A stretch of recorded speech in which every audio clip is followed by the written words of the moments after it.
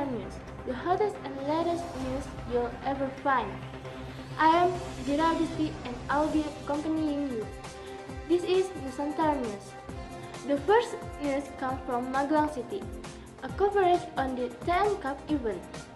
The TN Cup event is back once again this year. The exciting vibe of this event is as strong as the years before, perhaps even greater.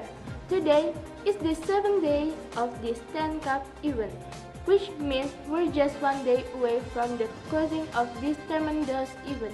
Now, we are connected with Rivka, one of our live reporters who is now participating in the event and will give us a live coverage. Hello Rivka, time's all yours. Thank you, Dira. I'm Rivka and I'm here at the 10th TN Cup venue, here to interview the head of committee of this event. This is Helena. Hello, Helena. Hello. So, what do you actually do in this 10th TN Cup venue? So we're in the 7th day already, and as you can see behind me is the soccer field, and now we're in the semifinals already, on our way on the finals, which is tomorrow. So tomorrow is also holding the final party, right? Yes, that's true. And what are your preparations for this final party held tomorrow? So for the last couple of months, we've been inviting famous bands from Indonesia. One of them is Bujang Jantan, and then we also have cultural shows from the 10th grade to perform and to show for all of the guests. And then on the final party, we will have the final competition for the basketball match. What do you think is look forward to the most from other people going here to this 10 Cup venue for tomorrow? So you can look forward to the crowds, and I will guarantee you that it will be so much fun. And it's not only fun, but it will be educational as well, because we have the cultural shows, which is we'll be performing the Indonesian instrument angklung, and then we will have a healthy sport relationship between schools. And what do you think of the bazaar happening in this 10th TN Cup venue?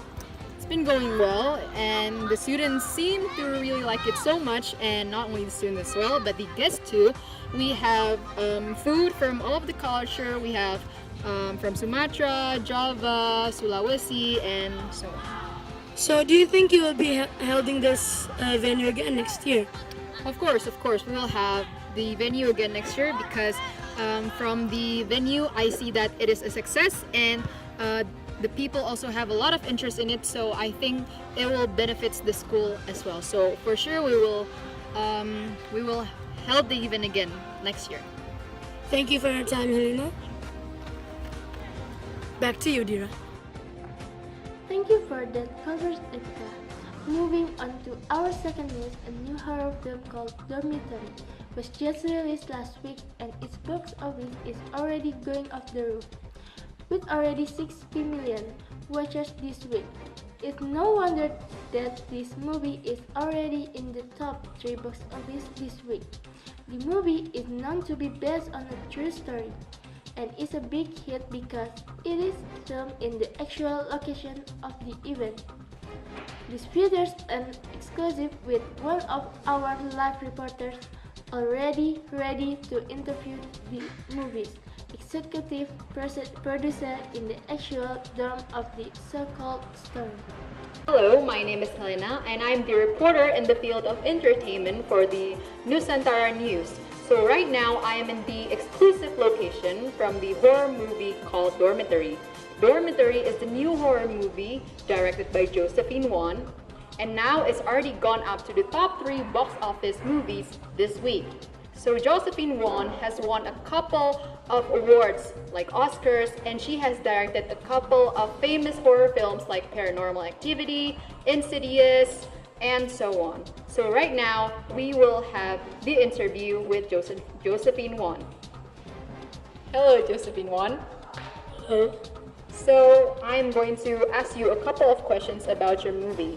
So first, I want to ask, what is your opinion about the movie, and how are you inspired to make this movie? So, my friend of mine actually was in this dormitory. She was living here for a while, And I've So, in the making, the process of this film, do you know a couple of spots, specific spots that is actually haunted? Well, yes, I actually went there myself with the dormitory crew. I checked out every inch of the place, and I actually know where the so-called character of this movie, which is my friend, uh, went through the horror stories that she had went through. And there are not only one, actually, there are lots of places there where her other friends actually experience most horror stories too. So, in the making of this film, I want to ask, were you actually disturbed by the paranormal activity here?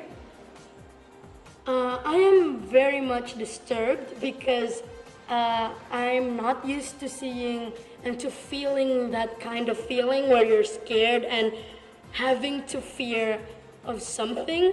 So we just went there for like a couple of hours. It doesn't just like an hour or two, and then we went right outside because I could not stand the vibes of the actual places. So the story, the movie, we filmed it there, but it is the place.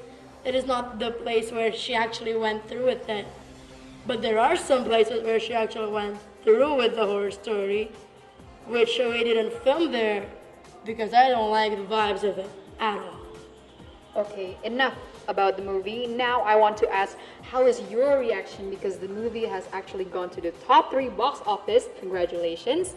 And did you expect this, or was it a surprise to you? I actually expected this because, hey, I worked hard on this movie. I mean, I shitted myself to death. I scared myself to death.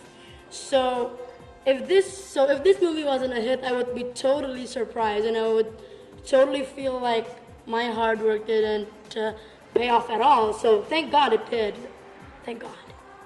Okay, so that is all for my questions. Congratulations once more for your top box office movie, horror movie. And may I ask, this movie is how much? You have directed a lot of horror movies, right? So this movie, was it the 5th, the 6th, or more?